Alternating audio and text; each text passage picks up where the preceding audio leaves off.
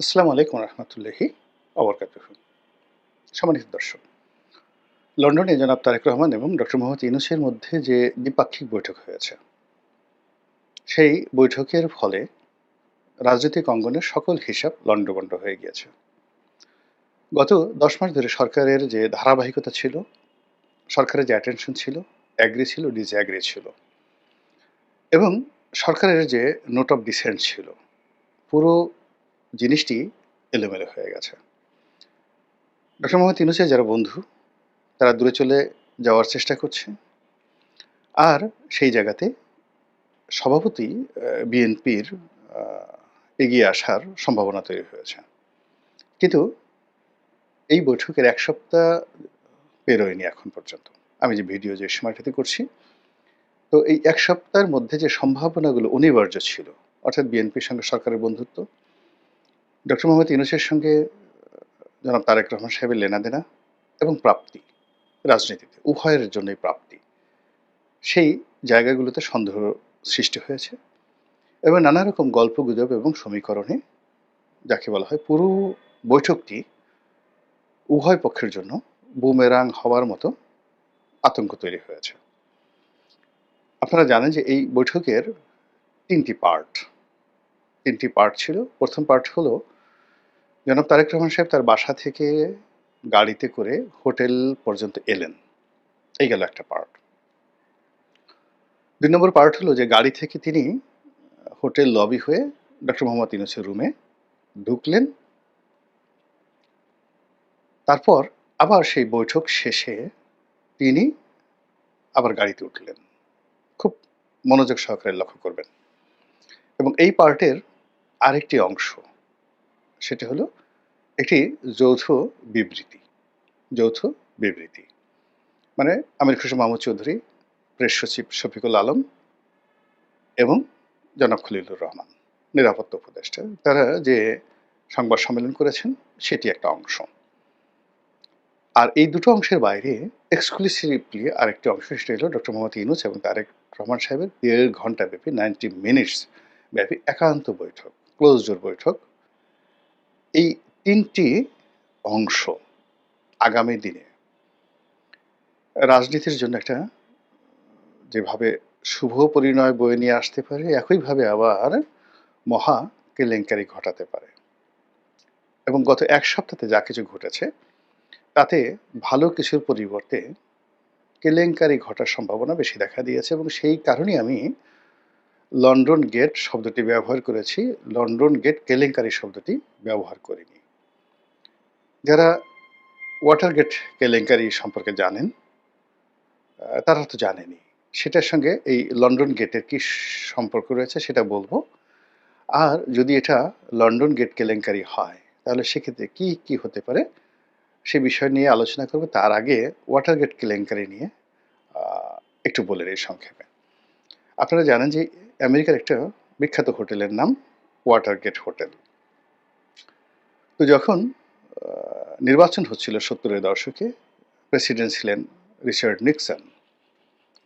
তো তিনি যে দলের আ প্রেসিডেন্ট প্রার্থী ছিলেন, তার বিপরীত পক্ষ ছিল ডেমোক্র্যাট। তিনি ছিলেন রিপাবলিকান দলীয়।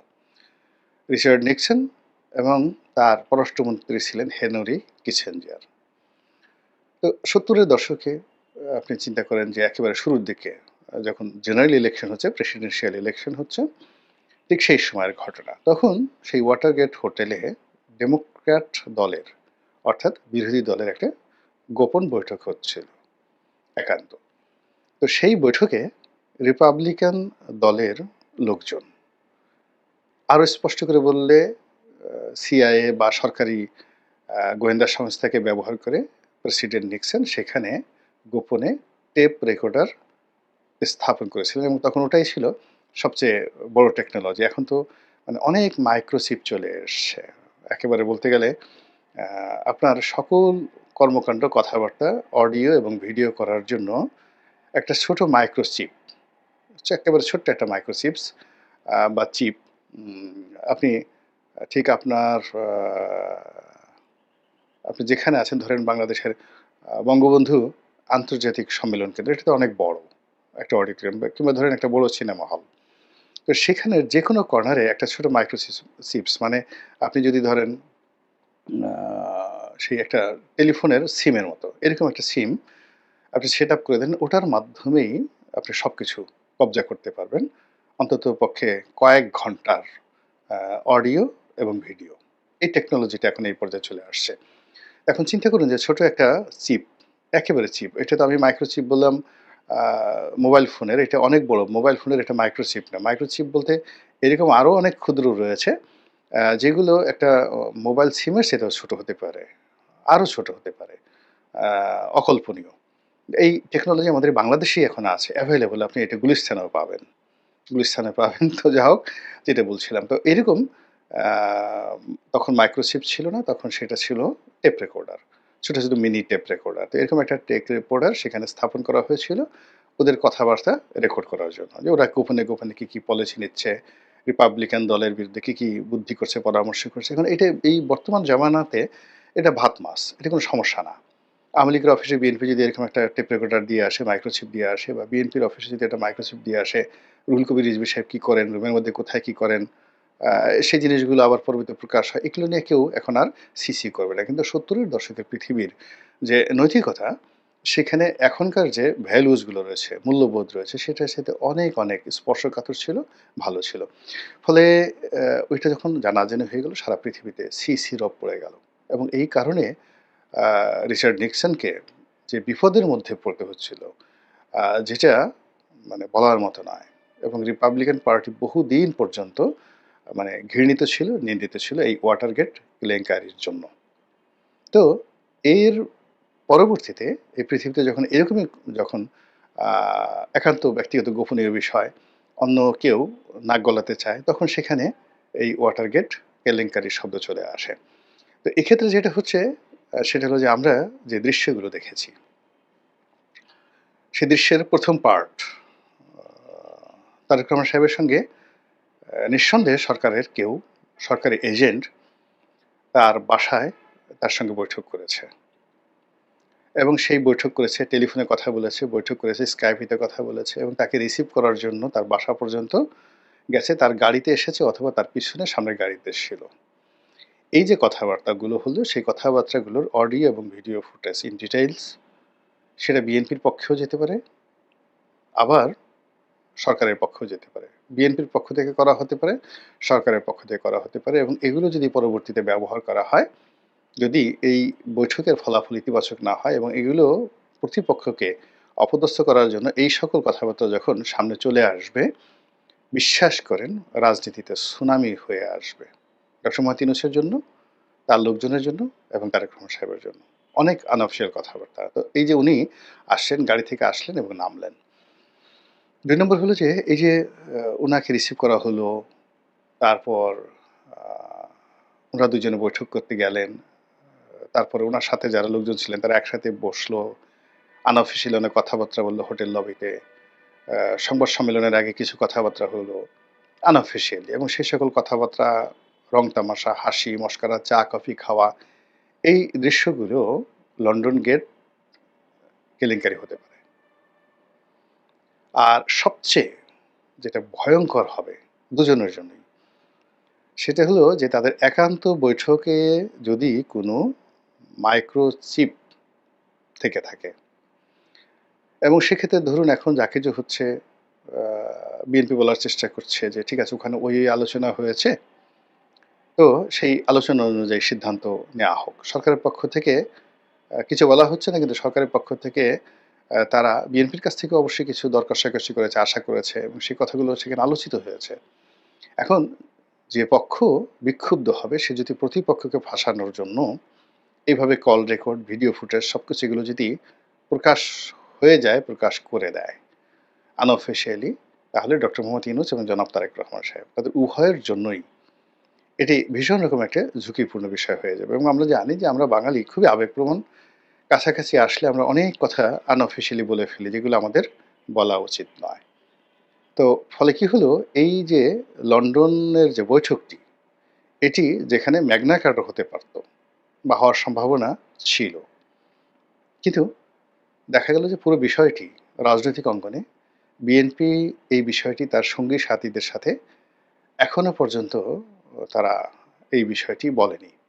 যেমন বিএনপির ইতিমধ্যে যে সকল রাজনৈতিক দলের সঙ্গে তাদের সমঝোতা রয়েছে, আসন ভাগাভাগি রয়েছে।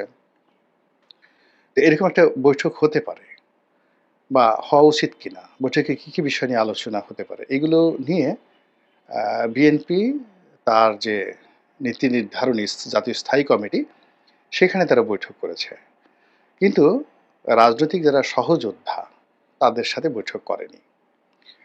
ফলে কি হলো দেখুন, এই সহযোদ্ধাদের মধ্যে ইতিমধ্যে দূরত্ব তৈরি হয়ে গেছে। ২০১৮ সনে নির্বাচনের আগে এইভাবে সহযোদ্ধাদের সঙ্গে বৈঠক হয়নি। যে ডক্টর কামালকে নিয়ে তাকে নেতা বানানো, তার অধীনে বা তার নেতৃত্বে নির্বাচনে যাওয়া, সরকারের সাথে বার্গেনিং করা, এই সকল বিষয় জামাত থেকে শুরু করে অন্যান্য রাজনৈতিক দলগুলোর মধ্যে খোলামেলা আলোচনা হয়নি বিএনপির। ফলে খুব দ্রুত একটা নির্বাচন অনুষ্ঠিত হয় এবং সেই নির্বাচনে যে যার মতো করে নমিনেশন পাওয়াটাই এবং ক্ষমতায় যাওয়াটা, ইলেকশন করাটাকে মূলত সবাই ওই মুহূর্তে তাদের প্রাইম ফ্যাক্টর মনে করে। কিন্তু সেই ১৮ নির্বাচনে মারাত্মকভাবে ক্ষতিগ্রস্ত হওয়ার পরে বিএনপির জোটটা ভেঙে যায়। জামাতের সাথে দূরত্ব তৈরি হয়। জাতীয় পার্টি যেটা ব্যারিস্টার আন্দালিব রহমান পার্থর, তারা চলে আসে।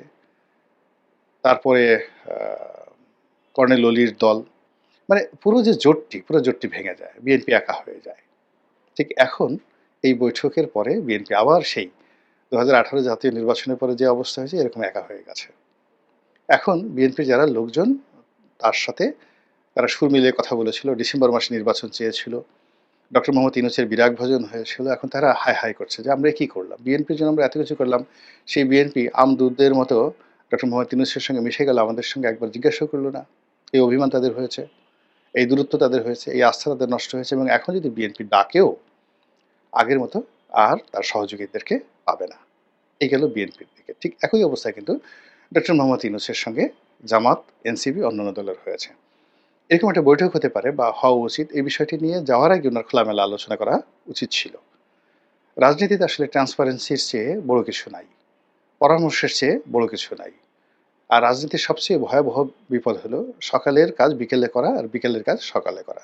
Two early is too dangerous, too late is too much dangerous.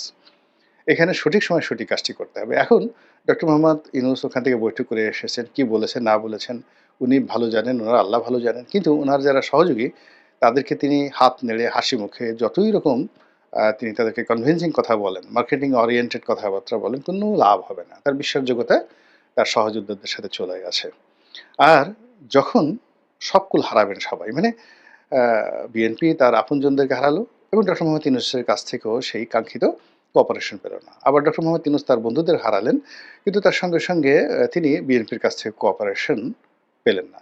তখন এই যে এই নেগোসিয়েশনের সঙ্গে যে বিভিন্ন পক্ষ ছিল, এর সঙ্গে তো অবশ্যই রাষ্ট্রীয় গোয়েন্দা সংস্থা আছে, এর সঙ্গে বিদেশি গোয়েন্দা সংস্থা আসছে, এর সঙ্গে তৃতীয় দেশের যাকে বলা হয় বা চতুর্থ দেশের প্রতিনিধিরা আছে। এই বৈঠকটা এমনি এমনি হয়নি এবং সেই যে বৈঠকের যে আলাপ আলোচনা, সেইগুলো কাদা ছোড়াছুড়ি শুরু হবে এবং সেগুলো সামনে চলে আসবে। তখন সেটাকে আপনি কি বলবেন? London Magna কার্টা? লন্ডন গেট কেলেঙ্কারি? নাকি লন্ডন বৈঠকের লন্ডভন্ড? এটি সময় আসলেই বুঝতে পারবেন। আল্লাহ আমাদের সবাইকে হেদায়েত দান করুন এবং হেফাজত করুন। আসসালামু আলাইকুম ওয়া রাহমাতুল্লাহি ওয়া বারাকাতুহু।